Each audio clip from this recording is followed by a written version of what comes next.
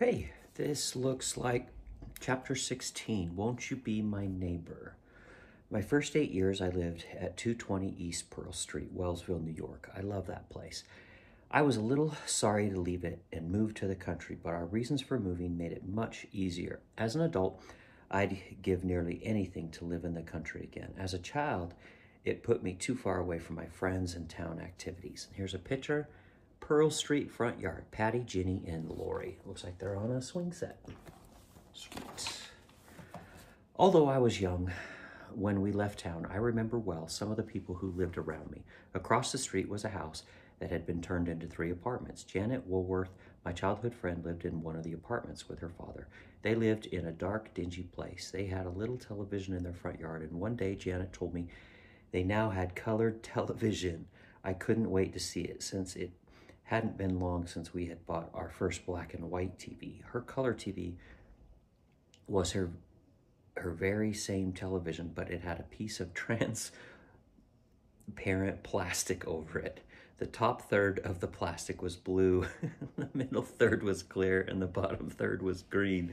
I guess that works if all one watches are scenes of skies and grass. It reminds me of the way I used to color. Take a blue crayon and make a strip of blue for the sky. Take a green crayon and make a strip of green for the grass. I wonder if Janet's color TV was invented by a 6-year-old child. That's funny.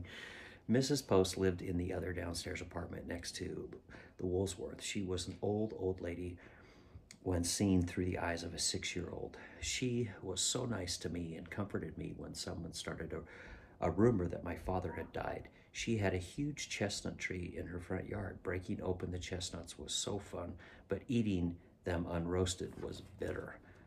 The houses in my neighborhood were quite small compared to today's standards. I went into a few of the homes, and although very neat, they were tiny. No one had a separate formal dining room or a family room. The houses had a front room, bedrooms small, a kitchen and dining combination, and one bathroom for the whole house. The front yards barely had any lawn area. The houses sat right next to the street with a few feet of grass and a sidewalk separating them. Next door, heading west, lived an older couple, the Hallidays. Next door to them were the Duffys. Next was Mr. Frank Darcy, an attorney. And then on 182 East Pearl Street was Grandpa and Grandma Stannard, my father's father and stepmother. Across the street from us were the Leapers, an older couple. They had converted the upstairs of their house to an apartment. John Maples lived in that apartment. He had a crush on me all the way up to the 9th grade, although I had no inclination towards him at all. Next door to the Leapers was Miss Anna Mapes, a single lady who lived with her sister. Miss Mapes had been one of my mother's school teachers. Another older couple, the Deweys, lived next to Miss Mapes. Lauren Dewey was the justice of the peace for the town of Wellsville, so I had great respect for their property and for them. Then there were the Brownings, and then the Lees. Jackie Lee was another childhood friend. I loved going to her house at Easter time because her grandmother always made a white cake in the shape of a lamb, frosted with white icing and sprinkled with coconut. I don't know when they ate it or if they did, because it was on display throughout the Easter season. The Lees were strong Catholics, and they taught by their example what is a faithful Catholic, just plain good people.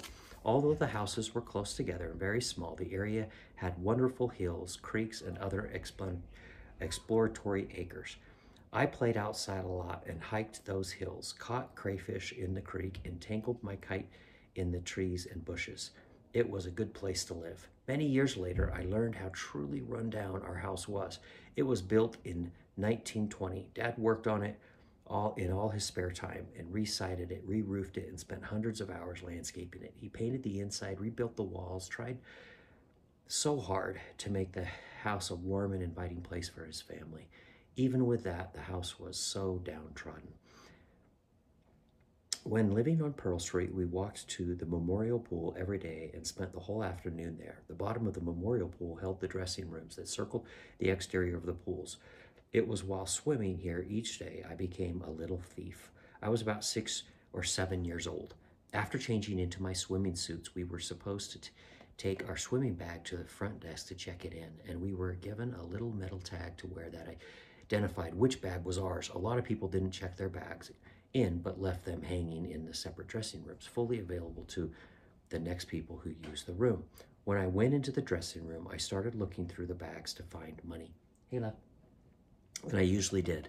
Sometimes I'd find a nickel or a quarter, but however much I found, it started to add up. One time I found a $20 bill. I bought a little something, but when I walked back into the dressing area, a girl was crying her eyes out. I knew she was devastated because her $20 was missing. All the pool employees were helping her search for it. I felt so bad. I took the change, just a little bit less than $20, and wrapped it in some small toilet paper, and stuck it in the corner of a shelf. I'm sure when it was found, people must have wondered how in the world the $20 bill turned into $19 and some odd cents. And here is the memorial pool. That's a funny story. With the change I stole, Ginny and I bought penny candy at the store on our way home. Finally, I went for bigger stuff. Ginny and I went to JJ Newberry, a department store, with a sack. We went to the toy area and began dropping toys into it. I looked up once and a man was standing there watching us. He didn't say anything, just looked at us. I decided it was time to go home. We hid our toys at the Duffy's house. Lori had a little crush on one of the Duffy boys, and he said he would keep the toys until we wanted them. After we finally retrieved the toys from Lori's friend, Dad wanted to know where the toys had come from. I told him we stole them. She can steal, but she can't lie. I might have been a thief, but I wasn't a liar. So I told Dad the truth. I was firmly lectured about stealing and told to never do it again. The next time I went to the pool, I did it again. Mom found out, and it's the only time Mom gave me a spanking. Dad never did. She had tried to talk to me, and talking didn't work. So I was told to get the hairbrush, give it to Mom, and bend over her knee for my one and only spanking. It wasn't hard. When we went to our trip west, and we were gone for about a month, we came home to a good share of Dad's landscaping in the backyard destroyed. The yard on the west side of the house was sloped from the street or second-story level to the lower level of the house, three-story house. Dad put stairs down the side yard from the street level to the level of the first floor. Then he created large tiers using rocks for the walls, going from the bottom to the street level. He filled all the plateaus with earth, flowers, and bushes. All that work was torn apart, including the rock walls. Dad decided then and there he would no longer live in town, but would go to the country where he'd have privacy and much less chance of vandalism. I lived on Mape Street for the next 10 years. Mapes Road was a mile-long dirt road with 4 houses and a cabin. Graydon and Pauline Davis lived in the first house on a dairy farm named Brown Swiss Daisy. He had a couple hundred acres of hay fields, woods, and hills. I spent a lot of hours at the Davis home. I cleaned once a week for Pauline, just dusting, vacuuming, and changing the beds. I also set her hair in curlers every Saturday. That's cool. Pauline was the school nurse at the Boulevard schools. Graydon milked cows, cut hay, and watched television. He most likely did a lot more than that, but that's all I saw. He sold his milk to the cheese factory because he couldn't get a rating high enough to have it sold for milk. I used to help him milk, which meant I stood at the end of the huge barn and watched how he did everything. He was very kind and patient to allow me to hang around. I could not drink his milk, though. It had such an awful strong smell of manure that when I ate lunch with them, I could only take a couple of sips. The first few years that I lived on Mapes Road, we spent many Saturdays and evenings with the Davises. We regularly had picnics by the river, and everyone helped Graydon with his haying. My sister Ginny could buck bales like a man. I could hardly move them. It was while we were haying one day that Mom brought out a huge container of iced tea. Everyone grabbed a cup and guzzled it down. It was hot and humid weather, and I was dripping wet. I took my cup of tea and had a drink and about gagged. Do people really drink that stuff? Ginny drank hers down and mine too. I thought I'd rather work and sweat and be miserable than drink something that tasted that bad. Pauline Davis always put a doll on her Christmas tree. She couldn't have children, and one year put a doll on the tree to represent that she wanted what she wanted more than anything else. That year, she gave birth to Marie, her only child. In gratitude, Pauline remembered her miracle each year by placing the same doll on the tree. As a child, I understood the gift she had been given by Jesus, and her doll took on deeper meaning to me. Our family lived in the second house on the road, and a little way from us was a cabin. It was used during hunting season and a little bit throughout the year. Up the road further, or down the road, since we're now heading south, lived the Fantons. Harold and Naomi Fanton lived in a very old and very small house with their two children, Dale and June. They were quiet, kind people, and the children attended the Mennonite church, although they were not Mennonites. My sister Jenny became best friends with June, and my sister Lori had a huge crush on Dale. In a short time, we began attending the Mennonite church with them. Reba Newcomer,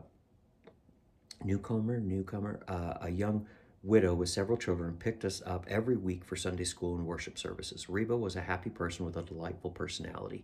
She hadn't been widowed long at that time, and she traveled from Ulysses, Pennsylvania to York's Corner, New York to attend church and to fellowship us. I wanted to become a Mennonite so badly because I wanted to wear the little white cap on the back of my head, although I couldn't do that until I was 12.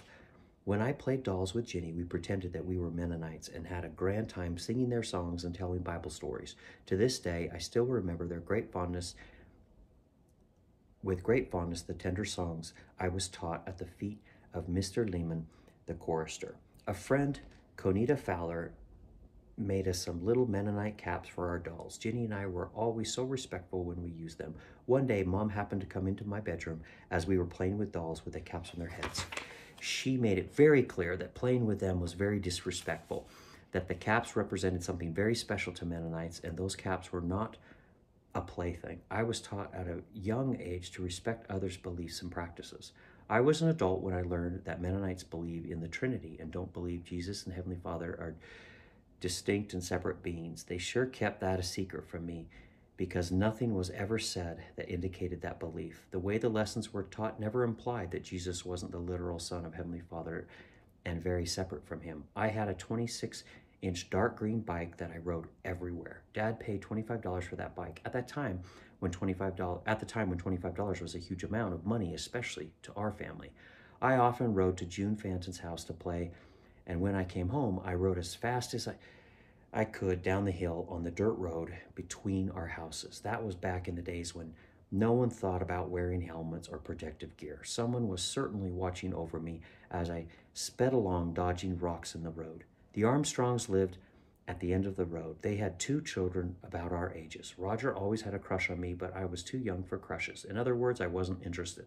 His sister, Margie, and was Ginny's age and played a lot with June. Ginny and me, for a while, we only saw Margie in the summertime because for several years she lived somewhere else with her mother during the school year. Later, she moved permanently in with her father into her father's home, so we could play year-round. Margie's situation was the first time I became aware of the ramifications of divorce on children.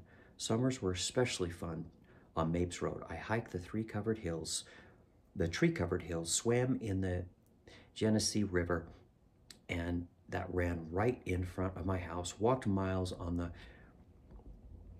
the WAG railroad track, the WAG railroad track that lay between our houses and the river, picked wild strawberries, climbed trees on our property, and swung for hours from the wooden swings that my dad put up for us in the front yard. Our house was built on a small hill on a 2.59 acre lot. It was built in 1932 and had 1,227 square feet, plus a basement with a low 6.5-foot ceiling. The basement was perfect for food storage, the washer and dryer, and Dad's work area. It also is where Dad made his elderberry and dandelion wine in 3 large glass jugs, about 5 gallons each, with tubes running from one to the other. Dad served his wine to us at Christmas time in beautiful crystal-stemmed wine glasses. I took one sip of that and turned it over to my brother. I just have a thing about eating or drinking icky tasting food and drink. Everyone else drank theirs, but wine just wasn't for me. It's in the same category as onions and green peppers. And here's the Mapes Roadhouse currently. All right, we're almost done. In this house, I experimented with coffee. I made Mom and Dad's coffee every morning. We had a glass percolator, Pyrex, I remember. I put water in the bottom, added the glass stemmed holder with the coffee in it, added a pinch of salt, and turned it on. It wasn't much of a chore, but I loathed it. Why? Because I disliked the smell of coffee so badly, still do. The worst was when I had to open a new can of coffee. A little key was attached to the bottom of the can that was used to turn around the top of the can to pull the metal strip off. Then the can could be opened. With a new can of coffee, when the key was first turned, air hissed out of the can, along with the strongest coffee smell. I'd hold my breath and turn my head when I made this first turn of the key, trying so hard to avoid any smell of coffee. And here's 3 pictures: Maxwell coffee, good to the last drop, and the percolator. All right, even worse, I decided to try to drink coffee when I was about 15 years old. I filled a cup half full and took a sip. It tasted as bad as it smelled. Dad drank his coffee black while Mom added sugar and cream to hers. So I tried adding sugar and cream. No matter how much sugar I added, it just plain didn't taste good. I gave up on learning to drink coffee, and to this day, I skip the coffee aisles in the stores when I can and don't like coffee flavored anything. Because we had a little bit of acreage, Dad decided to buy horses. First, he bought Buck, a fairly old buckskin that had been used for years for roping. He had stiff back legs because of the roping and holding. That, along with his age, made him the perfect horse for beginning riders. I rode him often and had no fear when I was on him. It was fun to throw a blanket and saddle on Buck and then knee him so I could cinch the saddle good and tight. I bought a baby chick at J.J. Newberry's store one Easter. Actually, I bought 2 chicks, but one died after I gave it a bath. I named the surviving chick Beanie, and for years, Buck and Beanie were a twosome. I was riding Buck down Stone Dam Road one afternoon when my friend Sean Dervey with my friend Sean Dervey on the back. Stone Dam Road was a rural macadam road with no markings, but wide enough for 2 cars to carefully pass each other. Our dog King, a beautiful German Shepherd, was running down the road with us. A car came up behind us going crazy fast, and I suddenly heard a very loud thump. I turned and looked quickly enough to see King flying through the air. I jumped off Buck and ran across the road to where King was, his body twitching. I began praying that God wouldn't let him die, but he was already gone before he hit the ground. Mrs. Kilbourne was known to be a speed demon, and she never even slowed down for 2 people on a horse. To avoid us, she just moved over to the shoulder of the road where she hit King. She hit him with such force that her car died on the spot. It wouldn't budge. She expected my dad to pay for the damage to her car, but Dad, in his own way, he let her know that we weren't paying for anything. Dad picked up King and took him home to bury him in what used to be one of our large garden spots. He dug the hole and then sent me into the house. He didn't want me to see him cover King with dirt. My reaction to the loss of King was an immediate determination that I would never love a dog again. It hurt too much to lose him. For 45 years, I felt that way until I got Toby and Princess, our 2 Shih Tzus, sort of. Our next horse, Pard, was a beautiful Palomino quarter horse with a sidekick, a burro named Poncho. Poncho was so much fun. He was small enough for all the younger siblings to ride and still had some spunk. Then Dad got on him. Dad's feet just barely touched the ground, and Poncho brayed every morning, and people who lived at York's Corner store nearly 1.5 miles away laughed at hearing the new rooster in the area. I liked riding Pard and decided I was going to teach him to jump. We had a small arena to the side of our house, and I set up a jump there. I didn't set it up very high because I figured I'd work Pard up to it. I mounted him, rode him around the arena, and took him to the jump. The next thing I knew, I was looking up at the sky. Pard jumped and stopped dead on the other side. I didn't. I went right over his head and onto the ground. When Dad got home from work, he decided he would make sure Pard didn't stop like that again. Dad put on spurs, rode Pard around the arena to the jump, and started raking Pard with the spurs as he jumped over. He didn't stop. In fact, he was a good jumper after that day. Our third horse was Rusty. He was more Ginny's horse, and he was too lively for me, so I never once rode him. But he put Ginny into a barbed wire fence once, threw her off, and broke her arm. That didn't deter Ginny, though. She was casted in riding that horse the next day. Once we had horses, we spent nearly every Sunday at horse shows. They were the eastern version of a rodeo. The riders competed in different types of races like barrel racing and jumping. Ginny was a natural horse rider. She looked like she was part of the saddle when she rode. She was good and won a lot of ribbons at horse shows and fairs. I loved watching her ride. I never competed, but was always there with my family. Dad, Lori, Ginny rode the most and participated the most in the competitions. Dad built a large barn in the back of the acreage. It had 3 stalls and some room for hay and grain. Our 2.59 acres were not enough for all the horses, so our neighbor, Graydon Davis, let us fence a couple more acres behind ours. That kindness gave us enough land for the horses and gave Dad large elderberry bushes for his wine. With a river running in front of our house, we spent a lot of time swimming. Much of the time we'd swim right in front of the house, but we'd also like walking down the railroad tracks and meeting the Fantons and Armstrongs at the Big Rock. The Big Rock, the log, and the bridge became our favorite places to swim. Kip knows all about the bridge because he actually has jumped off it when he took a tour of my old stomping ground several years ago. I also love seeing my grandfather, Grandpa Stannard, fly fishing in front of our house. The railroad track was for the Wag Railroad. It was a line that ran between Wellsville, Addison, Gallatin, Pennsylvania. It was between our house and the Genesee River, which was very close to us. The caboose was so funny looking to us, and the engineer and caboose people were so friendly whenever the train went by, about once a day. The caboose man always pulled the chain and the whistle when he saw us, to his delight. Because we walked to that track quite often, we had to listen for the train or wait until the train had passed for the day. I used to walk the track when I wanted to visit my friend Nancy Angwood, who lived just off the track in Shango, about 2.5 miles away. And here's the Wag engine and caboose. One fun and interesting thing about living in the country was that we had an 8-party telephone line. A party line was a shared landline connection among a number of homes in the neighborhood.